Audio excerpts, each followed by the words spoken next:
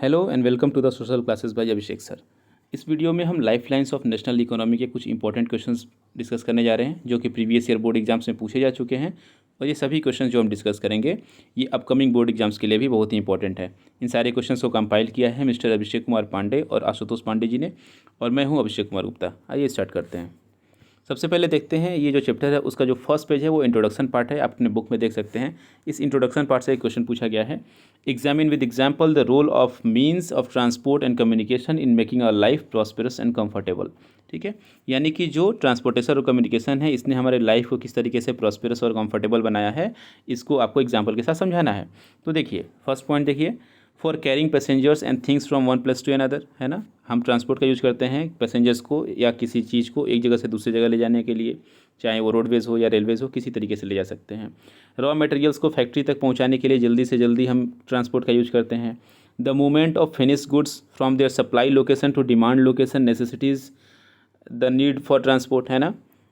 जो finished good है जो फैक्ट्रीज़ में बन रहा है उसको जो है जहाँ पे वो बन रहा है वहाँ से हम जहाँ पे डिमांड है मार्केट है वहाँ तक पहुँचाने के लिए ट्रांसपोर्ट का यूज़ करते हैं।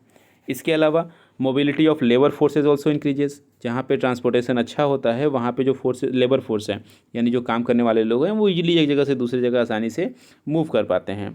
इसके अलावा some people are engage in facilitating the movement are known as traders who make the products come to the consumer by transportation. बहुत सारे लोग ऐसे होते हैं जो जहाँ प्रोडक्ट बन रहा है वहाँ से ला करके और जो कंज्यूमर है जो उस प्रोडक्ट को यूज करने वाला है उसके पास तक पहुँचाते हैं। कैसे? ट्रांसपोर्टेशन के हेल्प से, है ना। तो ट्रांसपोर्टेशन कम्युनिकेशन ये सब जो है हम हमें क्या कर रहे हैं, ये हमें हेल्प कर रहे हैं। ध्यान रखिएगा ट्रांसपोर्टेशन में आज के समय में कम्युनिकेशन का भी बड़ा रोल है। जैसे एग्जांपल के लिए अगर मान लीजिए मैं ट्रेन से जा रहा हूँ, है ना, उसमें कम्युनिकेशन हेल्प करता है। जैसे ट्रेन के लोग जो है बात करते हैं, जो ड्राइवर्स हैं वो कम्युनिकेशन करते हैं एक दूसरे से कि कहाँ ट्रेन है, पटरी खाली है या नहीं, प्लेटफॉर्म खाली है या नहीं, है ना। या जो है जो फ़्लाइट के लोग हैं वो भी कम्युनिकेशन से जुड़े होते हैं, है ना। अगर हम कोई सामान एक जगह से दूसरी जगह भेजना है तो उसके लिए हमें ऑर्डर लेना पड़ता है, उसमें भी कम्युनिकेशन हेल्प करता है। तो कुल मिलाकर के ट्रांसपोर्टेशन और कम्युनिकेशन ने हमारी लाइफ को थोड़ा सा ईजी बनाया है, कंफर्टेबल बनाया है ना। और इस वजह से कहते हैं कि today the world has been converted into a large village with the help of efficient and fast moving transportation and communication we can say. ठीक है, कि ये जो ट्रांसपोर्टेशन और कम्युनिकेशन इतना अच्छा इतना इजी हो गया है, इसकी वजह से जो पूरा वर्ल्ड है ना ये विलेज में कन्वर्ट हो गया, एक बड़ा सा विलेज बन गया है। आप आसानी से एक जगह से दूसरी जगह कम्युनिकेट कर पाते हैं, बहुत ही ईजिली जा पाते हैं बहुत कम समय में। तो ये इसका आंसर होगा। सेकेंड क्वेश्चन जो पूछा गया है, dense and efficient network of transport is a prerequisite for local and national development, या why are efficient means of transport prerequisites for the fast development of the country. यह पूछा गया है efficient means of transport are prerequisite for the fast development of the country. देखिए इन तीनों question में एक जो कीवर्ड आ रहा है वो है प्री रिक्विसाइट, मतलब कि जो है एक पूर्व शर्त कह सकते हैं कि अगर हमें डेवलपमेंट करना है तो उसकी एक पूर्व शर्त ये है, एक जो है प्री कंडीशन ये है कि वहाँ पे एक एफिशिएंट नेटवर्क ऑफ ट्रांसपोर्टेशन होना चाहिए। बिना ट्रांसपोर्टेशन के आप डेवलपमेंट नहीं कर पाएंगे। क्यों? देखिए efficient means of transport are prerequisite for fast development. अभी यहाँ पे एक चीज़ मैं आपको बता रहा हूँ, जो स्टेटमेंट बेस्ड क्वेश्चंस आते हैं ना, जो डबल इन्वर्टेड कॉमा में लिखे होते हैं और फिर लिखा होता है कि एनालाइज और एक्सप्लेन, उसको उस स्टेटमेंट को भी आप एज अ पॉइंट यूज कर सकते हैं आंसर में, कोई प्रॉब्लम नहीं है ना। तो efficient means of transport are prerequisite for the fast development. Today the world has been converted into a large village with the help of efficient and fast moving transport. अभी हम लोगों ने discuss किया। Today India is linked with the rest of the world despites its large size. बहुत बड़ा size होने के बावजूद भी हम दूसरी दुनिया से, मतलब दुनिया के दूसरे देशों के साथ बहुत ही ईजिली कनेक्टेड हैं, है ना। क्यों? क्योंकि ट्रांसपोर्टेशन सिस्टम अच्छा है। ट्रांसपोर्टेशन और कम्युनिकेशन में क्या क्या है जो हेल्प करता है हमें? Railway, Airways, waterways, newspaper communication का मीडियम है, रेडियो, टेलीविज़न, सिनेमा, इंटरनेट। इन सब ने क्या किया है, ये हमारे सोशियो इकोनॉमिक प्रोग्रेस में हेल्प करते हैं, हमारे कंट्री को आगे बढ़ाने में हेल्प करते हैं, है ना। The trades from local to international level have added to the vitality to its economy. ठीक है ना, कोई भी चीज़ जो है वो जब किसी लोकल लेवल पे बनता है उसको हम इंटरनेशनल लेवल पर ले जाकर ट्रेड कर पा रहे हैं। कैसे? क्योंकि हमारे पास ट्रांसपोर्टेशन है। आप जैसे मान लीजिए एग्जांपल के लिए कि मैं अभी छत्तीसगढ़ में रहता हूँ। छत्तीसगढ़ में बहुत सारे छोटे छोटे एरियाज़ हैं जहाँ पे बड़ी अच्छी अच्छी चीज़ें बनती हैं, कारीगर लोग बनाते हैं, वो दुनिया के अलग अलग देशों में जाके बिक रही हैं। क्यों? क्योंकि ट्रांसपोर्टेशन अच्छा है, कम्युनिकेशन सिस्टम अच्छा हो गया है ना। It has enriched our lives and added substantially to growth and comfort. ठीक है, इसने क्या किया है, ट्रांसपोर्टेशन और कम्युनिकेशन ने हमारे लाइफ को एनरिच किया है, हमारे ग्रोथ को और डेवलप और हमारे ग्रोथ को जो है बढ़ाया है ना, कंफर्ट लाइफ को हमें दिया है। एक टॉपिक है इसमें रोडवेज। रोडवेज के लिए क्वेश्चन पूछा गया है कि India has one of the largest road network in the world aggregating to about 2.3 million kilometre at present. On what basis roadways have taken an edge over railways. किस मामले में railway से थोड़ा सा बेहतर है रोडवेज, है ना। या पूछा गया है roadways have an edge over railways, roadways have an edge over railways, describe the growing importance of road transportation. कुल मिला के ये पूछ रहा है कि रेलवे से ज़्यादा बेहतर रोडवेज है, क्यों है ना, या रोड ट्रांसपोर्ट का क्या इंपॉर्टेंस है, ये आपको बताना है। तो देखिए रोड ट्रांसपोर्टेशन का या रोडवेज का क्या इंपॉर्टेंस है। पहला तो इम्पोर्टेंस ये है कि कंस्ट्रक्शन कॉस्ट जो है जो रोड का, वो रेलवे लाइन के कंस्ट्रक्शन कॉस्ट से ज़्यादा कम पड़ता है ना, ज़्यादा वो मतलब सस्ता है वो। एग्जांपल के लिए जैसे मान लीजिए अगर 1 किलोमीटर मुझे रेलवे लाइन बनवाना हो या 1 किलोमीटर रोड बनवाना हो, दोनों में कौन किस में कम पैसे लगेंगे, ऑब्वियस सी बात है रोडवेज में कम पैसे लगेंगे, है ना। इसके अलावा roads can traverse comparatively more dissected and undulating topography. जो बहुत ही कटे पिटे से ऊपर नीचे ऊबड़ खाबड़ से जो ज़मीन है वहाँ पे भी आप रोड को कंस्ट्रक्ट कर सकते हैं, रेलवे को कंस्ट्रक्ट करने में आपको प्रॉब्लम आएगी, है ना। And roads can negotiate higher gradient of slopes such as traverse mountain such as Himalaya. अगर आप हिमालय रीजन में भी जाते हैं तो वहाँ पे भी आपको रोडवेज मिलेगा। कैसे, क्योंकि जो रोड्स होते हैं वो हायर ग्रेडियंट स्लोप जो होता है ना, जो ज़्यादा ढाल वाली जो जगह होती है वहाँ पे भी आप रोडवेज बना सकते हैं। रेलवे नहीं बना सकते हैं। क्या आप माउंटेन के ऊपर चढ़ने के लिए रेलवे बना सकते हैं? नहीं। आपको माउंटेन को फिर कट करके जो है कहीं कहीं बराबर करके एरिया को आप रेलवेज लाइन्स छोटी छोटी बिछा लेते हैं, लेकिन क्या पूरे माउंटेन एरिया को कवर कर पाएंगे? आप नहीं कर पाएंगे। वहाँ के लिए रोडवेज ही इंपॉर्टेंट है। इसके अलावा रोड ट्रांसपोर्टेशन जो होता है वो इकोनॉमिकल है, सस्ता है। अगर मान लो कुछ लोगों को जाना है या थोड़े कम सामान एक जगह से दूसरी जगह में भेजना है थोड़े से डिस्टेंस पे, तो रोडवेज ज़्यादा सस्ता पड़ेगा, है ना। इसके अलावा डोर टू डोर सर्विस है, एक घर से दूसरे घर एकदम दरवाजे तक सर्विस पहुंचाता है रोडवेज आपको। क्या रेलवे के साथ ऐसा होता है? ऐसा तो नहीं है। रेलवे तो जो है आपको रेलवे स्टेशन पे लाके उतार देगा। अब रेलवे स्टेशन के से आपका घर अगर 10 किलोमीटर दूर है तो आप रोडवेज से ही जाएंगे। ऐसा तो है नहीं कि ट्रेन को घुमा लेंगे अपने घर के सामने तक, है ना। तो डोर टू डोर सर्विस देने का काम जो है वो कौन करता है? वो जो है रोडवेज करता है। इसके अलावा रोड ट्रांसपोर्टेशन जो अदर मोड्स ऑफ ट्रांसपोर्टेशन है, जैसे कि रेलवे है, एयरपोर्ट है, सी पोर्ट है, इन सब के लिए फीडर का काम करता है। यानी कि अगर जैसे रेलवे स्टेशन है या एयरपोर्ट है या सी पोर्ट है, वहाँ तक अगर हमें जाना है तो हम कैसे जाएंगे? हम रोडवेज से होकर के जाते हैं, है ना। ऐसा तो है नहीं कि एयरपोर्ट जाने के लिए हम ट्रेन पकड़ के सीधे जो है वो एयरपोर्ट के अंदर घुस जाएंगे, है ना। रोडवेज का यूज करते हैं हम। तो रोडवेज जो है वो बाकी मोड्स ऑफ ट्रांसपोर्टेशन में हेल्प करता है ना। तो इसलिए एज है इसके ऊपर, ये इसलिए ये ज़्यादा बेहतर है। अगला है distribution of road is not uniform in India, support this statement. देखिए जो रोड्स हैं वो हर जगह नहीं है इंडिया के अंदर, यूनिफॉर्म डिस्ट्रीब्यूशन नहीं है। क्यों नहीं है? इसका रीज़न है पहला कि हर स्टेट में अलग अलग जो है डेंसिटी है रोड की। कहीं पे जो है रोड बहुत ज़्यादा हैं, कहीं पे रोड की संख्या बहुत कम दिखाई देगी आपको। जैसे केरला है, केरला में जो है रोड डेंसिटी ज़्यादा है। रोड डेंसिटी का मतलब सिंपल ये समझिए आप कि 1 किलोमीटर के एरिया में कितने किलोमीटर रोड है। बात समझ में आ रहा है आपको? 1 किलोमीटर के एरिया में मैक्सिमम 1 किलोमीटर रोड नहीं हो सकता है। 1 स्क्वायर किलोमीटर के एरिया में ही जो है रोड जो है एक हो सकता है नॉर्थ से साउथ जा रहा हो, एक ईस्ट से वेस्ट जा रहा हो, एक कॉर्नर से दूसरे कॉर्नर जा रहा हो, है ना। तो रोड जो है वो उसकी डेंसिटी ज़्यादा हो सकती है, कहीं कहीं कहीं बहुत कम होती है। जम्मू कश्मीर या जो भी माउंटेन एरिया हैं उन स्टेट्स में जो है रोड डेंसिटी बहुत कम है। इसके अलावा ज़्यादातर जो इंडिया में रोड है वो अनमेटल्ड है, कच्चे रोड हैं। और वो कच्चे रोड क्या होते हैं? जो बरसात का जब समय आता है, बारिश का समय, उस समय वो यूज़ करने लायक नहीं होते हैं, गीले हो जाते हैं, कचड़ा हो जाता है, पानी भर जाता है, ये सब प्रॉब्लम आती है। इसके अलावा रोड नेटवर्क बहुत ज़्यादा इंडिया में है, लेकिन फिर भी जो है वो एडिक्वेट नहीं है। अभी भी हमें और भी रोड बनाने की ज़रूरत है।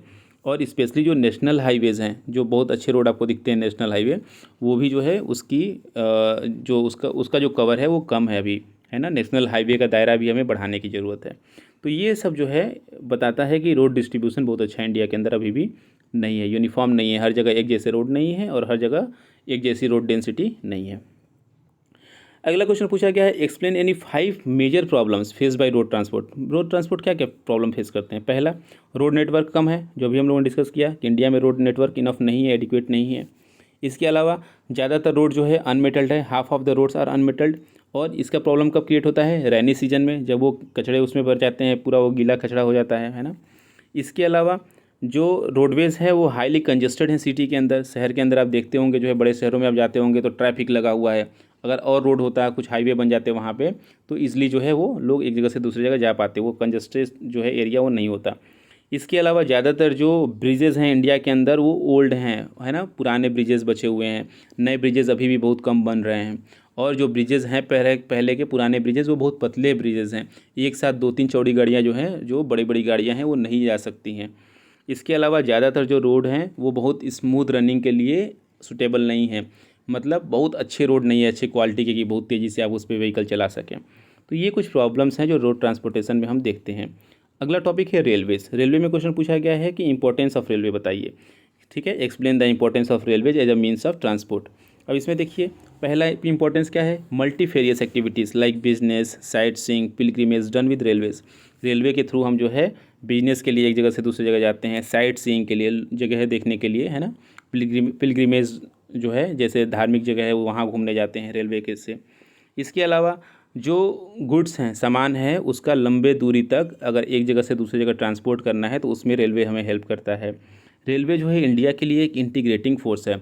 आप रेलवे से एक इंडिया के एक पार्ट से दूसरे पार्ट से जुड़ पाते हैं, क्योंकि इंडिया एक बड़ी कंट्री है एरिया के हिसाब से। तो हम एक पार्ट से, जैसे मान लीजिए कि अगर कोई साउथ इंडिया में रहता है, दूसरा व्यक्ति नॉर्थ इंडियन स्टेट्स में रह रहा है, नॉर्थ स्टेट्स में रह रहा है, तो वो एक जगह से दूसरी जगह हम इजीली जो है जा पाते हैं, हर पार्ट को हम कनेक्ट कर पाते हैं। तो इंटीग्रेटिंग फोर्स का काम करता है रेलवे, एक दूसरे से जोड़ने का काम करता है। इसके अलावा it binds the economic life of the country, यानी कि जो कंट्री का जो इकोनॉमिक लाइफ है, जो पूरी अर्थव्यवस्था है, उसको जोड़ने का काम करता है। आप देखते होंगे ट्रेन के अंदर लोग जो है कहीं कोई सब्ज़ी खरीद करके ले जा रहा है तो वो भी उसमें सब्जियां रख करके सुबह सुबह जो है शहर बेचने जा रहा है, कोई फल बेचने जा रहा है ना। तो ये सब इकोनॉमिक लाइफ को जोड़ के रखा है। इसके अलावा it accelerates the development of industry and agriculture. Industrial development है, एग्रीकल्चर डेवलपमेंट है, दोनों में ट्रांसपोर्टेशन में ये रेलवे जो है हमें हेल्प करता है। कैसे हेल्प करता है? जैसे इंडस्ट्री है, इंडस्ट्री को रॉ मटेरियल चाहिए, तो माइन से रॉ मटेरियल पहुंचाने का काम जो है रेलवे से हम कर सकते हैं, है ना। इसके अलावा एग्रीकल्चर है, एग्रीकल्चर में भी जो है, जैसे अगर मान लो कि प्रोडक्शन हो गया, फसल आ गई है, तो फसल को हम एक जगह से दूसरे जगह जो है हम इजीली पहुंचा सकते हैं। नेक्स्ट क्वेश्चन है, railway in India accelerates the economic life of country as well as development of industry and agriculture, है ना। सेम क्वेश्चन है, थोड़ा सा डिफरेंस है इसमें। देखिए रेलवे क्या है, इसमें क्वेश्चन क्या पूछ रहा है कि railway in India accelerates the economic life of the country. जो इंडिया में रेलवे है वो हमारे देश की इकोनॉमिक लाइफ को बढ़ाता है, आगे लेके जाता है, और साथ ही साथ इंडस्ट्री और एग्रीकल्चर का भी डेवलपमेंट करने में हेल्प करता है। कैसे करता है? देखिए रेलवे क्या है, इंडिया के अंदर जो है ये प्रिंसिपल मोड ऑफ ट्रांसपोर्ट है, मतलब मेन जो ट्रांसपोर्ट का मीडियम हमारे कंट्री के अंदर अगर एक कहें तो वो है रेलवे। बहुत लोग ट्रैवल करते हैं और बहुत सामान्य एक जगह से दूसरी जगह भेजी जाती हैं। इसके अलावा railway make it possible to conduct multifarious activities, है ना। बहुत अलग अलग तरीके के काम हम जो है ईजिली कर पाते हैं। अभी हम लोग जो डिस्कस कर रहे थे सब वही पॉइंट्स हैं। रेलवे का जो है एक बड़ा नेटवर्क है इंडिया के अंदर, वो इकोनॉमी को हेल्प करता है। रेलवे से हम बिजनेस कर पाते हैं, है ना, पिलग्रिम टूरिज़्म, ट्रेवल, कम्यूटिंग, ये सब काम कर पाते हैं। इसके अलावा it help in transporting of raw material from source of to the industries and manufacture goods to the market, है ना। इंडस्ट्री जैसे है तो इंडस्ट्री के अंदर क्या होता है, इंडस्ट्री में जो रॉ मटेरियल चाहिए वो हम ट्रेन से पहुंचा देते हैं, और जब सामान बन गया उसको मार्केट तक पहुंचा देते हैं। इसके अलावा it help in the linking of industry with the market and develop them, है ना, सेम वही पॉइंट है। तो ये सब पॉइंट्स आप ध्यान में रखेंगे, इसको आप अपने मन से लिख सकते हैं बेटा, इसमें ऐसा कुछ नहीं है इन सब आंसर्स में जो बहुत ही ऐसा यूनिक सब पॉइंट्स है, आप अपने मन से पॉइंट बना सकते हैं सोच करके, कोई प्रॉब्लम नहीं है इसमें। नेक्स्ट है, describe the physical and economic factors that influence the distribution pattern of Indian railway network. India में जो रेलवे नेटवर्क है वो हर जगह एक जैसा नहीं है, कहीं पे ज़्यादा नेटवर्क है, कहीं पे रेलवे कम है। तो क्या क्या फैक्टर्स हैं, क्या फिजिकल और इकोनॉमिक फैक्टर है जिससे हम डिसाइड करते हैं कि रेलवे नेटवर्क कहाँ पे ज़्यादा डेंस होगा, कहाँ पे कम डेंस होगा। जैसे अगर हम एरिया वाइज देखें, फिजिकल फैक्टर्स में अगर देखें, जैसे नदर्न प्लेन है ना, नदर्न प्लेन में क्या है, जो प्लेन एरिया है वो बराबर है, लेवल है, इस वजह से यहाँ पे पॉपुलेशन ज़्यादा है, डेंसिटी ज़्यादा है, एग्रीकल्चर एरिया है ये, और इस वजह से आप देखेंगे कि यहाँ पे रेलवे नेटवर्क की जो डेंसिटी है वो ज़्यादा है। अगर पेनिनसुलर रीजन में जाएंगे, हिमालयन रीजन में जाएंगे, ये हिली एरियाज़ हैं, यहाँ पे रेलवे ट्रैक जो है वो बिछाना थोड़ा सा मुश्किल है। तो जो लो हिल्स हैं, जो कम ऊंचाई वाले हिल्स हैं, या जो गैप्स हैं, टनल्स हैं, सुरंग वगैरह बना करके रेलवे लाइन बनाई गई हैं। इसके अलावा अगर आप डेजर्ट में देखेंगे तो डेजर्ट में तो रेलवे लाइन बिछाना बहुत मुश्किल है। क्यों मुश्किल है? क्योंकि वो सैंडी एरिया है, बालू है, बालू के ऊपर रेलवे ट्रैक बिछाना मुश्किल काम है ना। इसके अलावा अगर आप गुजरात में जो है जो दलदल एरिया है, स्वैम्प एरिया है, जो रन ऑफ कच्छ है ना, या जो मध्य प्रदेश, झारखंड, छत्तीसगढ़, उड़ीसा के जो फॉरेस्ट एरिया हैं, यहाँ पे जो है डेवलपमेंट उतना नहीं हुआ है, यहाँ पे जो है रेलवे नेटवर्क उतना डेवलप नहीं किया गया है, ठीक है। इसके अलावा जो सह्याद्री है ना, सह्याद्री यानी वेस्टर्न घाट्स हैं, उससे हो करके जो है बहुत सारे गैप्स, पासेस बना करके, माउंटेन्स को कट करके और टनल्स बना करके, सुरंग बना करके रेलवे लाइन बिछाई गई है। कोंकण रेलवे जो है, जो वेस्ट कोस्ट पे है, कहाँ से, महाराष्ट्र से लेकर के केरला तक, उस पे जो है कोंकण रेलवे जो है डेवलप किया गया है। लेकिन वो जो रेलवे लाइन है ना, पूरा महाराष्ट्र से केरला तक जो है, जिसको हम कोंकण रेलवे बोलते हैं, वो भी बहुत सारे प्रॉब्लम फेस करता है, क्योंकि वो वेस्टर्न घाट्स का एरिया है। तो कई बार ऐसा होता है कि भारी बारिश की वजह से या लैंडस्लाइड की वजह से जो है, जो रेलवे ट्रैक होता है वो ढक जाता है, कई बार पत्थरों से, कई बार पानी से ढक जाएगा। तो ये सब प्रॉब्लम्स होती हैं। तो ये सब प्रॉब्लम्स हैं, फिर भी जो है रेलवे जो है हमारे लिए प्रिंसिपल मोड ऑफ ट्रांसपोर्टेशन है इंडिया के लिए, और अलग अलग तरीके की एक्टिविटी हम इससे कंडक्ट कर पाते हैं। नेक्स्ट क्वेश्चन है, रेलवे ट्रांसपोर्ट सफ़र सर्टेन प्रॉब्लम्स, ठीक है। क्या क्या प्रॉब्लम फेस करता है रेलवे हमारे कंट्री के अंदर? बहुत ही ईजी सा है। देखिए, बहुत सारे लोग जो है बिना टिकट के यात्रा करते हैं, ये तो प्रॉब्लम है ही, है ना, क्योंकि रेलवे को चलाने में खर्च लगता है। वो खर्च कहाँ से आएगा? जब लोग टिकट खरीदेंगे। तो लोग टिकट नहीं लेते हैं, तो वो भी एक नुकसान है, ये एक प्रॉब्लम है पहला। दूसरा है, रेलवे के अंदर जो है प्रॉपर्टी की चोरी, है ना, लोग रेलवे प्रॉपर्टी की चोरी करते हैं, उसको नुकसान पहुंचाते हैं, है ना।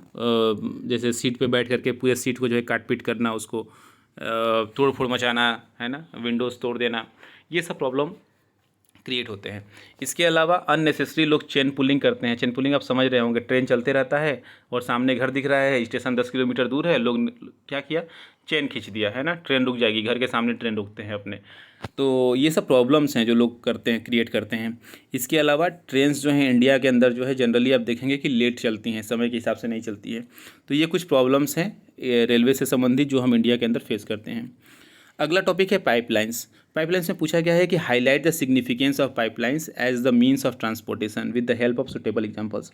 आई होप कि आप पाइपलाइन समझ रहे होंगे, है ना, जो ज़मीन के अंदर जो है पाइपलाइन जो बिछाई जाती हैं, क्या इसका सिग्निफिकेंस है। पाइपलाइंस का यूज़ तो हम खुद जाने के लिए तो करते नहीं हैं, इसका हम यूज करते हैं for transporting crude oil, petroleum products and natural gas, है ना, कि अगर हमें क्रूड ऑयल, कच्चा तेल एक जगह से दूसरी जगह पहुंचाना है, पेट्रोलियम प्रोडक्ट्स पहुंचाने हैं, नेचुरल गैस पहुंचाना है, तो हम पाइपलाइंस का यूज करते हैं। इसके अलावा सॉलिड जो मटेरियल है, जैसे आयरन ओर है, सॉलिड है, उसको हम स्लरी फॉर्म में, है ना, हैवी लिक्विड फॉर्म में, थोड़ा सा थिक लिक्विड फॉर्म में इसको कन्वर्ट करके, जिसको हम स्लरी बोलते हैं, उस फॉर्म में ट्रांसपोर्ट कर देते हैं एक जगह से दूसरी जगह। इसके अलावा बहुत सारे लोकेशन है जो कंट्री के अंदर है, इनलैंड लोकेशन है ना, जैसे मान लो कोई जगह यूपी के अंदर है, बिहार के अंदर है, एमपी के अंदर है, जो सी कोस्ट के पास नहीं है। अगर वहाँ पे रिफाइनरीज़ हैं, है ना, जैसे असम के अंदर रिफाइनरी है, यूपी के अंदर भी रिफाइनरी है, तो ऐसी जगहों पे अगर हमें कोई मटेरियल अगर पहुँचाना है ना, आयरन और जैसे नेचुरल गैस पहुँचाना है या पेट्रोलियम पहुँचाना है ना, तो उसको हम ईज़िली जो है एक जगह से दूसरी जगह पाइपलाइन के थ्रू हम पहुँचा सकते हैं। अब इसमें एक चीज़ ये है कि इनिशियल कॉस्ट जो है पाइपलाइन बिछाने का वो बहुत महंगा होता है, लेकिन बाद में जो है एक बार जब आपने इसमें कॉस्ट इन्वेस्ट कर दिया, एक बार जब पैसे लग गए, तो फिर इसको यूज करना वो बहुत महंगा नहीं होता है, वो सस्ता हो जाता है ना। तो शुरुआती कॉस्ट इसका हाई है। इसके अलावा it rules out transshipment losses और डिलेज। जो अगर कोई चीज़ हम ट्रांसपोर्ट करते हैं ना एक जगह से दूसरी जगह, तो बीच में जो उसका नुकसान होता है, जैसे मान लो कि हम कोई भी चीज़ अगर ट्रांसपोर्ट कर रहे हैं, तो मान लो गिर रहा है, कहीं नुकसान हो रहा है, तो पाइपलाइंस तो पूरा क्लोज होता है। पाइपलाइन में अगर आप एक छोर से अगर 1 किलोग्राम कुछ भेज रहे हैं, तो दूसरे छोर पे वो एग्जैक्ट 1 किलोग्राम पहुंचेगा, 1 ग्राम का भी नुकसान नहीं होगा, क्योंकि वो पाइपलाइन है, अंदर अंदर कहाँ से नुकसान होगा, है ना। और डिले भी नहीं होगा, बहुत ईजिली, आसानी से जल्दी पहुँच जाता है, क्योंकि अंदर ट्रैफिक का तो मामला है नहीं पाइपलाइन के अंदर। अब इसका एग्जाम्पल देख सकते हैं, जैसे ऑयल फील्ड है अपर असम में, जैसे जो असम का जो ईस्टर्न पार्ट है ना, वहाँ से कानपुर तक जो है गैस पाइपलाइन बिछा हुआ है ना। इसके अलावा ऑयल फील्ड से जुड़ा हुआ है।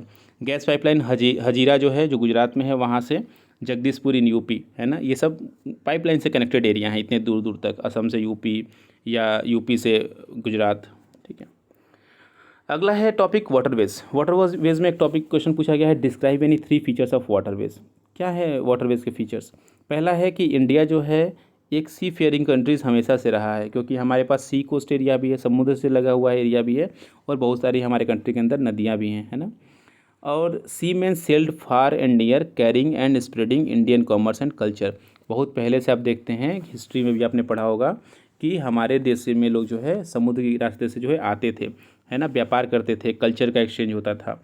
Waterways are the cheapest means of transport. एक बहुत बड़ा इंपॉर्टेंस है कि वाटरवेज जो है वो चीपेस्ट मीन्स है, वो रेलवे से भी ये सस्ता है, एयरवेज से भी सस्ता है, और रोडवेज से भी सस्ता है वाटरवेज। इसके अलावा they are most suitable for carrying heavy and bulky goods over long distance. और बहुत दूरी तक जो है, बहुत लंबे दूरी तक, मान लो एक कंट्री से दूसरे कंट्री हमें बहुत हैवी सामान भेजना है, कुछ है ना, कुछ कई टन का सामान भेजना है, तो सबसे ईजी है उसे भेजना वाटरवेज के थ्रू, सस्ता पड़ेगा वो, है ना। इसके अलावा फ्यूल एफिशिएंट है, environmental friendly mode of transport है। इसके अलावा अगर इंडिया के कॉन्टेक्स्ट में अगर आप देखें तो इंडिया जितना ट्रेड करता है दूसरे देशों के साथ, इंटरनेशनल ट्रेड, उसका 95% ट्रेड जो है हम सी के थ्रू करते हैं। मतलब अगर मान लो कि हम 100 किलोग्राम सामान जो है दूसरे देशों को भेज रहे हैं, तो उसका 95 किलोग्राम सामान जो है हम सी रूट से भेजते हैं, बाकी जो है लैंड और एयर रूट से भेजते हैं। तो ये इंपॉर्टेंस है वाटरवेज का। अगला टॉपिक है एयरवेज। इसमें क्वेश्चन पूछा गया है, why is air travel preferred in north eastern states of India. कि जो नॉर्थ ईस्टर्न स्टेट्स है वहाँ पे एयर ट्रेवल क्यों प्रीफर किया जाता है, एग्जांपल से समझाइए। पहला पॉइंट इसमें क्या है कि नॉर्थ ईस्टर्न स्टेट जो है वो डिसेक्टेड रिलीफ है। नॉर्थ ईस्टर्न स्टेट जो है वो हिली माउंटेन एरिया है, वो ऐसा नहीं है कि बिल्कुल बराबर प्लेन एरिया है जहाँ पे आप रोडवेज और रेलवेज़ बड़े आसानी से आप भी बना सकें। तो इसलिए लोग वहाँ पे एयर ट्रेवल प्रीफर करते हैं। एयर ट्रेवल का मतलब सिर्फ एरोप्लेन नहीं है, हेलीकॉप्टर भी है यहाँ पे, है ना। तो वहाँ पे कुछ हेलीकॉप्टर्स पवन हंस चलाती है, जिससे लोग एक स्टेट से दूसरे स्टेट या एक स्टेट के अंदर ही एक एरिया से दूसरे एरिया में इजीली पहुँच पाते हैं। दूसरा प्रॉब्लम क्या है कि नॉर्थ ईस्टर्न स्टेट जो है वहाँ पे बहुत डेंस फॉरेस्ट है, बहुत घने जंगल है, इसलिए वहाँ पे रेलवेज़ या रोडवेज़ को डेवलप करना थोड़ा सा मुश्किल काम है। नेक्स्ट पॉइंट है, floods are frequent in this areas. उन एरियाज़ में जो है फ्लड, बाढ़ जो है बहुत ही ईजिली, मतलब बहुत आसानी से जो है मतलब देखा जा सकता है वहाँ पे, है ना, बहुत फ्रीक्वेंट है। इसके अलावा states have international frontiers along with it. वो जो एरिया है वहाँ पे आप देखेंगे कि बहुत सारे कंट्रीज़ के बॉर्डर लगते हैं, चाइना, बांग्लादेश, म्यांमार, भूटान, है ना, इन सब स्टेट्स की वहाँ पे बाउंड्री लगती है, इन सब कंट्रीज़ की बाउंड्री लगती है इन स्टेट्स के साथ। तो ये भी एक प्रॉब्लम है।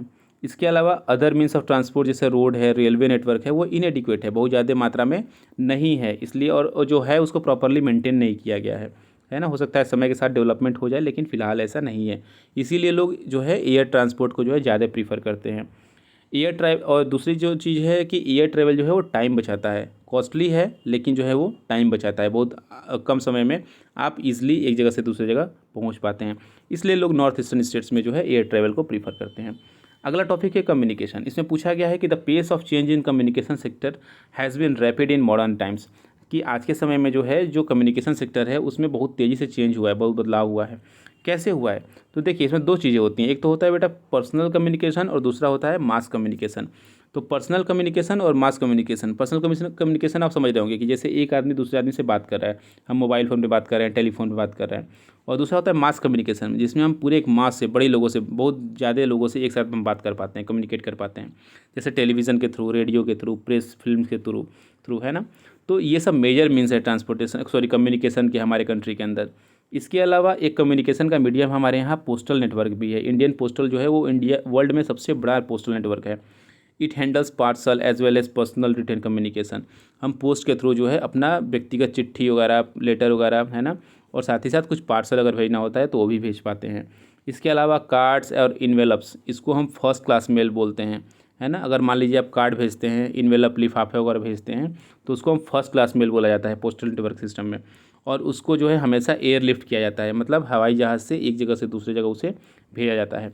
इसके अलावा जो है जो बुक पैकेट्स अगर आप पोस्ट से भेज रहे हैं, बुक पैकेट है या न्यूज़पेपर है या हैवी चीज़ें हैं, तो उसको हम सेकेंड क्लास मेल बोलते हैं। इसको हम जो है कैसे भेजते हैं, इसको लैंड रूट से या वाटर रूट से हम इसको भेजते हैं, इसको एयर रूट से नहीं भेजा जाता है। इसके अलावा to facilitate the quick delivery of mails in large town and cities, जो बड़े शहर हैं, जो बड़े कस्बे हैं, वहाँ पे आसानी से जल्दी एक जगह से दूसरी जगह सामान भेजा जा सके, इसके लिए जो है 6 मेल चैनल चलाए गए हैं। कौन कौन से, राजधानी चैनल एक का नाम है, एक का नाम मेट्रो चैनल है, फिर ग्रीन चैनल, फोर्थ है बिजनेस चैनल, फिफ्थ है बल्क मेल चैनल और सिक्स्थ है पीरियोडिकल चैनल, है ना। इंडिया जो है one of the largest telecom network है एशिया के अंदर। मतलब जो टेलीकॉम नेटवर्क है ना, जो मोबाइल फ़ोन वगैरह से जो हम बात करते हैं, इसका जो है एशिया के अंदर मतलब one of the largest India का जो है पोजीशन है। इसके अलावा गाँव में जो है एसटीडी से जुड़ गया है। हालांकि आज के समय में तो एसटीडी वगैरह कोई यूज़ नहीं करता है, एसटीडी पीसी वगैरह जो है पहले यूज़ होता था। आजकल तो घर घर में मोबाइल है।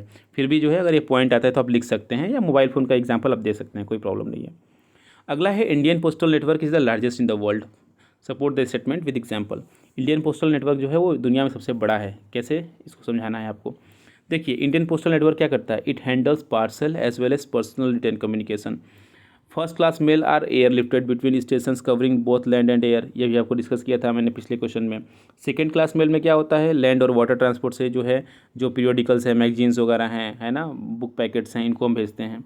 और क्विक डिलीवरी के लिए 6 चैनल्स जो है इंट्रोड्यूस किए गए हैं, जो अभी लास्ट क्वेश्चन में हमने यहाँ पे डिस्कस किया। कौन कौन से, Rajdhani, metro, green, business, bulk mail और पीरियोडिकल चैनल, ये 6 चैनल्स हैं। अगला क्वेश्चन है, describe the role of mass communication in India. Mass communication का क्या रोल है। मास कम्युनिकेशन मैंने अभी आपसे डिस्कस किया, जिसमें हम जो है एक साथ कई सारे लोगों से कम्युनिकेट कर पाते हैं। जैसे अगर मान लीजिए मैं जो है टेलीविज़न पे अगर कोई बोल रहा है, या अभी मैं जैसे यूट्यूब पे अगर मान लीजिए मैं आप वीडियो देख पा रहे हैं, तो यूट्यूब पे क्या है, मैं एक साइड से बोल रहा हूँ, दूसरे साइड से जो है बहुत सारे बच्चे इसको देख पा रहे होंगे। ये मास कम्युनिकेशन का एग्जाम्पल है। पर्सनल कम्युनिकेशन क्या होगा, जैसे अगर मान लीजिए आपसे मैं मोबाइल पे बात कर रहा हूँ, है ना, तो वो पर्सनल कम्युनिकेशन है, उसमें कोई दूसरा मेरी बात नहीं सुनेगा, आपकी बात नहीं सुनेगा।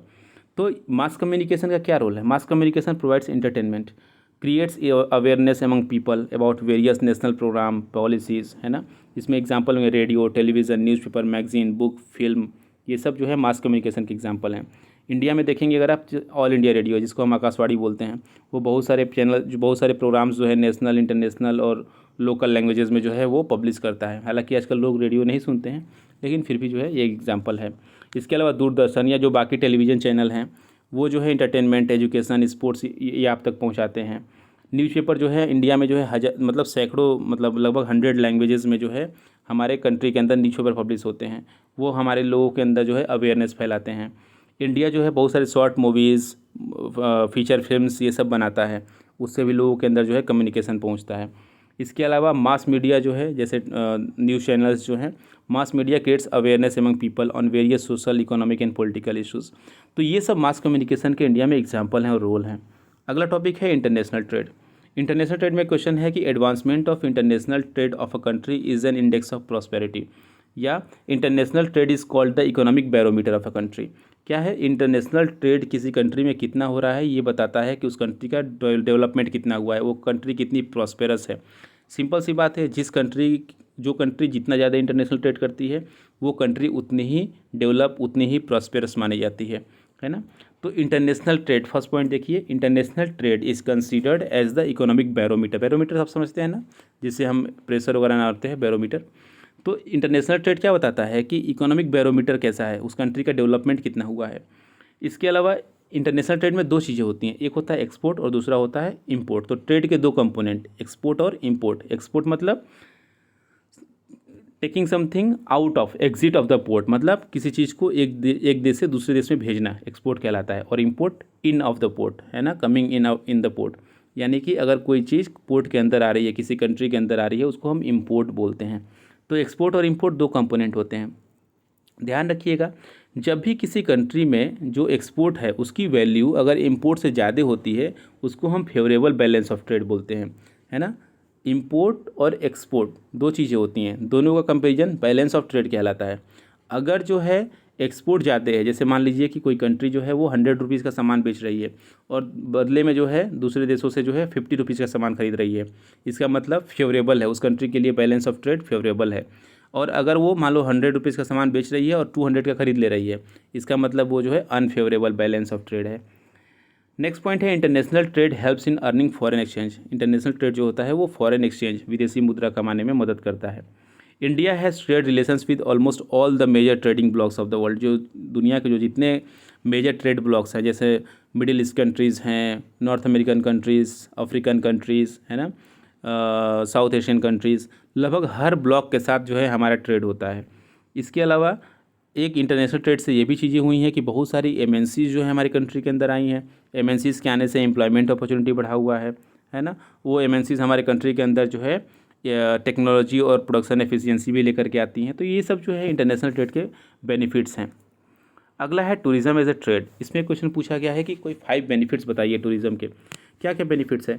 टूरिज़्म क्या करता है? It contributes a good amount of foreign exchange, है ना। अगर कोई मान लो हमारे दूसरे कंट्री से हमारे कंट्री के अंदर आ रहा है टूरिज़्म के लिए, है ना, घूमने के लिए, तो फॉरेन एक्सचेंज लेकर के आएगा, डॉलर लेकर के आएगा या अपने कंट्री का जो यूनिट होगा वो लेकर के आएगा। इसके अलावा tourism offers huge employment to the people. जहाँ जहाँ टूरिस्ट प्लेसेस होते हैं वहाँ देखते होंगे आप लोग जो है कि बहुत सारे लोग जो है वहाँ पे अलग अलग तरीके के एम्प्लॉयमेंट में एंगेज हैं। कोई सामान कोई बेच रहा है, कोई होटल सर्विस में है, कोई गाइड का काम कर रहा है ना।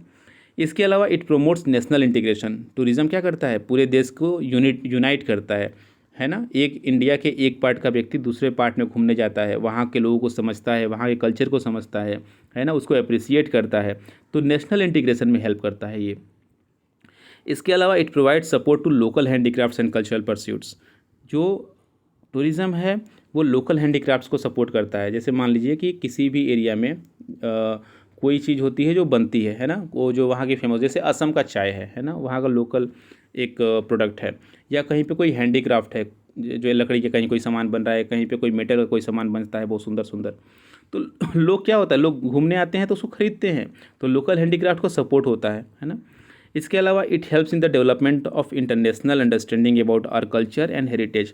अगर कोई दूसरे देश का व्यक्ति हमारे कंट्री के अंदर आता है घूमने के लिए, तो ये क्या करेगा, हमारे कल्चर को वो समझेगा। International understanding about our culture will increase. ठीक है, तो ये सब जो है बेनिफिट्स हैं टूरिज़्म के। तो इस चैप्टर में बेटा बस इतना ही था, और उम्मीद है कि आपको समझ में आ गया होगा। अगर कोई भी डाउट होगा तो आप कमेंट बॉक्स में पूछिएगा, और या तो आप जो है वीडियो को फिर से देख सकते हैं। Thank you so much.